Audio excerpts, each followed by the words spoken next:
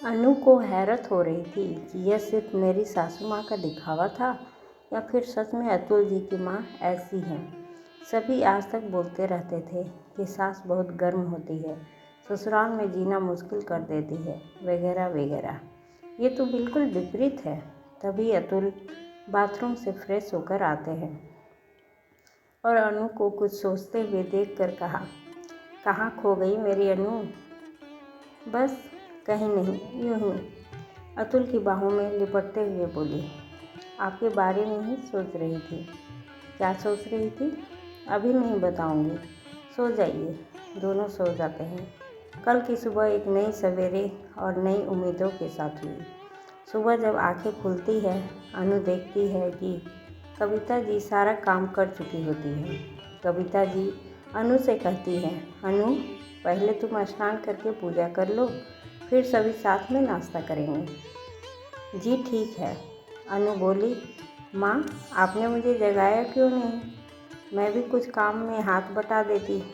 अरे बेटा, अभी तुम्हारे मेहंदी के रंग हैं, इसे आराम से रहने दो। ये रंग जितना लंबा चलेगा, तुम लोगों का जीवन उतना ही सुखी रहेगा।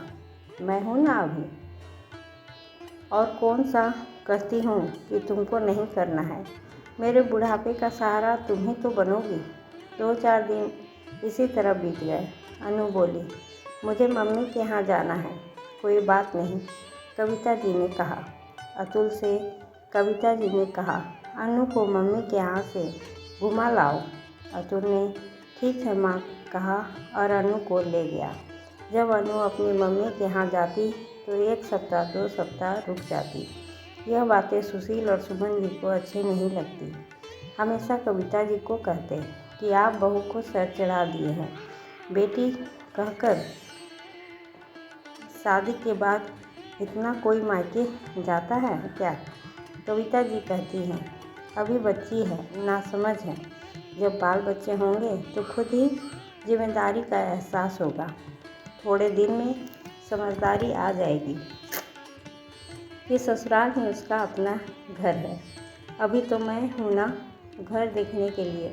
बच्ची है, जाने दीजिए। धीरे धीरे समय अपनी गति से बीत गया। 5 साल बाद 2 बच्चे की माँ बन गई अनु, लेकिन फिर भी उसकी आदत नहीं छूटी मायके जाने वाली। जब मन हो तब कोई बहाना बनाकर मायके चली जाती। बच्चे को अपनी सासू माँ यानी कविता जी पर छोड़ देती। इधर मायके में दोनों भाभियों को इसका इतना बार बार आना जाना अच्छा नहीं लगता था। ना ही माँ को दोनों भाभियों के बीच अनु की वजह से हमेशा अनबन अच्छी लगती थी। इस बार अनु जब मायके आई अतुल जी के साथ, रात में तो सब ठीक था। सुबह अनु जब बाथरूम की तरफ जाने लगी, उसने सुना कि माँ और दोनों भाभी उसी के बारे में बात कर रहे हैं। वह थोड़ा ध्यान लगाकर सुनने लगी। दोनों भाभी कह रही थी कि क्या दिक्कत है, अनु जी को अपने ससुराल में इतनी अच्छी सास, इतना अच्छा परिवार मिला हुआ है, फिर भी जब देखो तब यहाँ आ जाती है। कह तो भाभी सही रही थी। मुझे ससुराल में कभी ससुराल जैसा लगा ही नहीं, लेकिन मैंने कभी इस बारे में सोचा ही नहीं। दुनिया जैसे बोलती थी, यही भ्रम मेरे दिमाग में भी लगा हुआ था कि ससुराल यानी लड़कियों के लिए सज़ा। खुद तो आती ही है, अतुल जी को भी लेते आती है। स्वागत में कम खर्चे होते हैं क्या? माँ भी बोल रही थी। हाँ सही बात है। इस वक्त तुम दोनों झगड़ा मत करो, मैं अनु से बात करूँगी। तभी अनु माँ से लिपटते हुए बोली, आज के बाद मैं बिना किसी ओकेजन के कभी नहीं आऊँगी। यह मेरा फैसला है, यही सही रहेगा। माँ ने कहा। अनु की आंखों से आंसू जैसे रुकने का नाम ही नहीं ले रही थी। नम आंखों से ही तुरंत वह अतुल जी के साथ अपने ससुराल पहुंच जाती है और कविता जी से लिपटकर फूट फूट कर रोने लगती है और कहती है, मेरा मायका छूट गया दहलीज के उस पार।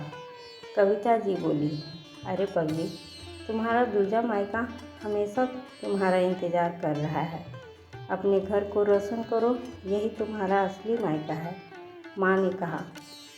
हाँ माँ, मैं हमेशा के लिए अपने मायके लौट आई, हंसते हुए बोली। दोस्तों, मुझे सपोर्ट करने के लिए चैनल को सब्सक्राइब करें और कहानी अच्छी लगे और इसी तरह की कहानियाँ सुनने के लिए लाइक और शेयर करें। धन्यवाद।